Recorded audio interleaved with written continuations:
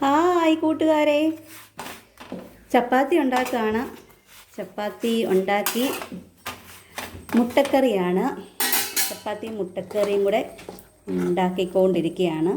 മുട്ടക്കറി റെഡി ആയിട്ടുണ്ട്. നന്നായിട്ട് കുറുകി ഗ്രേവിയൊക്കെ റെഡി ആയിട്ടുണ്ട്.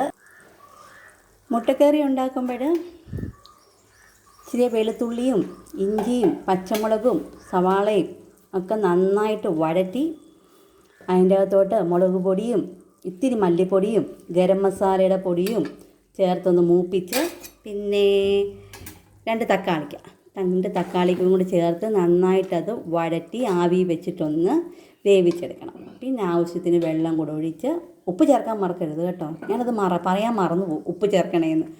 ഉപ്പൊക്കെ ചേർത്ത് അത് നല്ല കുറുക്കി ഈ ഒരു പരുവത്തിൽ നല്ല മുട്ടക്കറിയായിട്ട് വരും. മുട്ടക്കറി അല്ലെങ്കിൽ എഗ് റോസ്റ്റ്. എനിക്ക് മുട്ടക്കറിയെന്നേ വരത്തുള്ളൂ പറയാനായിട്ട്.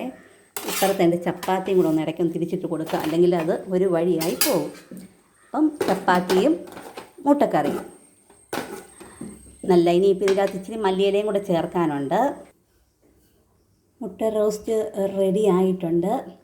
ചപ്പാത്തി ഉണ്ടാക്കിക്കൊണ്ടിരിക്കുകയാണ്. ഇടയ്ക്കൊന്ന് തിരിച്ചിട്ട് കൊടുക്കാം. കണ്ടോ, ഇവിടെ ഒരു പാത്രത്തിലേക്ക് ഉണ്ടാക്കിയത് മാറ്റി വെക്കുന്നുണ്ട്. അപ്പം ഞാൻ പോയിട്ട് പിന്നെ വരാം. എൻ്റെ കുഞ്ഞു ചാനൽ സബ്സ്ക്രൈബ് ചെയ്യണം, ലൈക്കും കമൻറ്റും ഷെയറും ചെയ്യണം. Tata, bye bye, see U.